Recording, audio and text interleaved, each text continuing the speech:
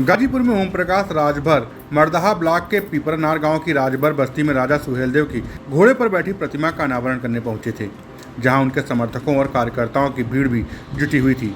उन्होंने पत्रकारों से बातचीत के दौरान सपा की पदयात्रा पर चुटकी लेते हुए बोला कि पदयात्रा गलत समय पर निकल रही है, बरसात में पदयात्रा निकाल रहे हैं, अब क्या हश्र होगा, क्या होगा आप भी समझ सकते हैं। उन्होंने कहा कि मैंने जब समझाया तो नहीं समझे, चलिए देर से ही सही समझे, मेहनत करें। वहीं झाड़ फूक वाले बयान पर उन्होंने कहा कि अपने विधायक की समस्या लेकर मुख्यमंत्री से मिला तो उनको बुरा लग गया। उनके चाचा राम गोपाल जी मिलते हैं तो बुरा नहीं लगता।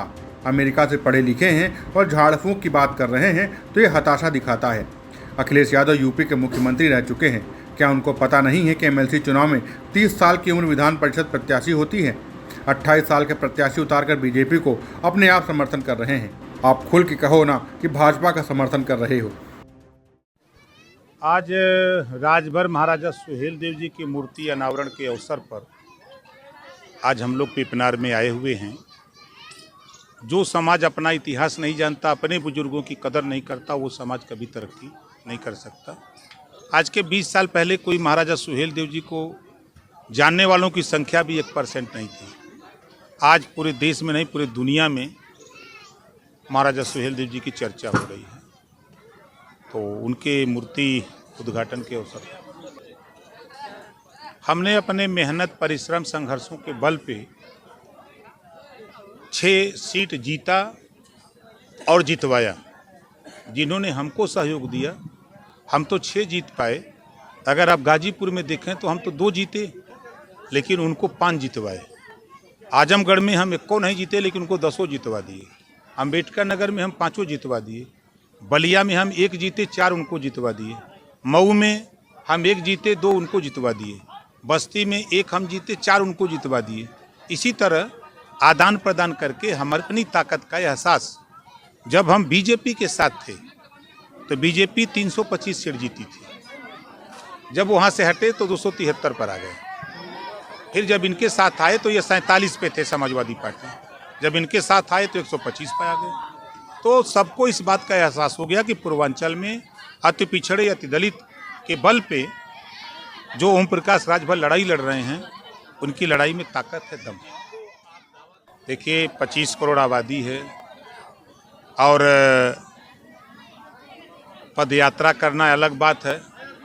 सूबे के मुख्यमंत्री 5 साल थे। एमएलसी का अभी अभी पर्चा भरा गया और डायरेक्ट नहीं, इनडायरेक्ट समर्थन भारतीय जनता पार्टी को हुआ है। 5 साल मुख्यमंत्री थे और इतनी जानकारी नहीं हो पाई कि एमएलसी के प्रत्याशी की उम्र कितनी होनी चाहिए। अगर गलत बोल रहा हूं तो बताइए। वो एक सूबे के मुख्यमंत्री पर्चा भरवा रहे हों और पढ़े लिखे लोग उनके साथ जा रहे हों और जिसकी उम्र 28 साल हो, ये क्या साबित करता है? 30 साल होनी चाहिए। क्या ये जानकारी 5 साल मुख्यमंत्री को नहीं? नहीं तो अभी इनडायरेक्ट समर्थन उधर जहां जो बोल रहे हैं, रथ यात्रा के लिए निकल रहे हैं, तो पहले तो फाइनल तो करें कि हम इनडायरेक्ट उधर नहीं हैं। आज आपने देखा कल रात को आपके गढ़ से शुरू कर रहे हैं, कोई मतलब नहीं है। एसी कमरे से निकल रहे हैं। ये तो हमारी उपलब्धि है कि कम से कम कि आपका बयान जो है वो काम कर गया। देखिए, हम कभी झूठ नहीं बोलते, सच बोलते हैं।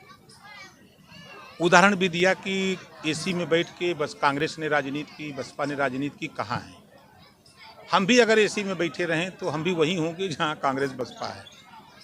तो एसी से निकल के राजनीति करने की ज़रूरत है। अगर ये सलाह उनको देर आई लेकिन दुरुस्त आई है।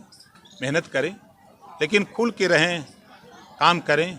5 साल सत्ता में थे तो फिर पाल, प्रजापति, नाई, गुण, राजभर, चौहान, बिंद, केवट, मल्लाह को तो याद नहीं आया। आर्या, करकबंसी, बंजारा, बहलिया, खंगार याद नहीं आया।